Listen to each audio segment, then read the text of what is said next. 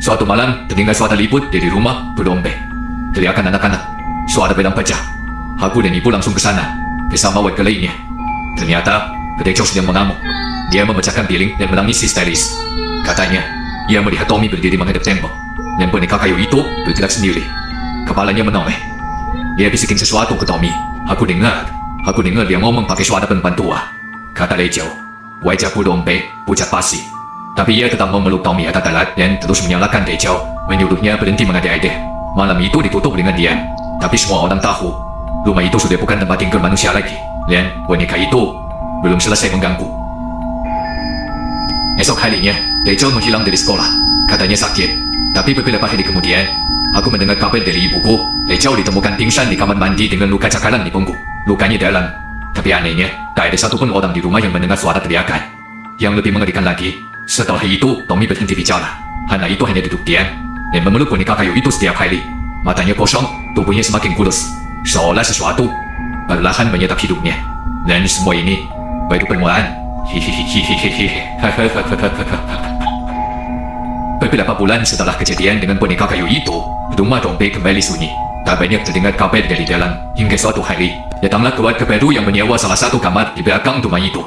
Sepasang suami istri muda yang baru saja punya anak, namanya Pak Hamdan dan Bu Hani. Mereka pendatang dari Jawa Timur. Anaknya masih bayi perempuan, baru berusia 6 bulan. Mereka bilang tidak tahu apa-apa soal sejarah rumah itu. Mereka hanya ingin tempat tinggal mudah sambil merintis usaha kecil-kecilan. Di awal-awal semuanya tampak normal, tapi warga sekitar tahu rumah itu bukan tempat biasa. Dan seiring waktu, gangguan itu mulai terasa di keluarga baru ini. Bu Hani mulai sering mengeluh bayinya menangis setiap malam, tepat pukul 2 pagi.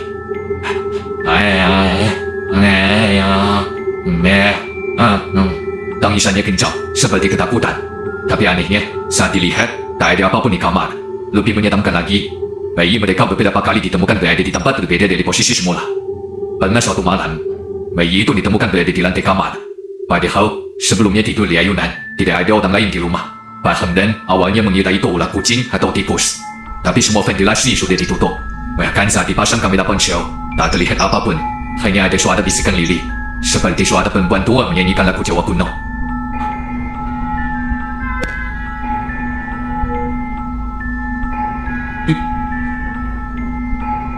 Dan kemudian, malam itu datang. Malam ketika bayi mereka benar-benar menghilang. Pak Hamdan menggedor rumah Pudombe, berteriak minta tolong. Katanya, saat terbangun, ranjang bayinya kosong. Ayunan masih bergoyang perlahan, tapi anak mereka tidak ada. Warga berkumpul, mencari ke seluruh penjuru rumah. Dari dapur tua hingga kamar belakang, tapi tak ditemukan jejak apapun. Sampai akhirnya, salah satu warga melihat sesuatu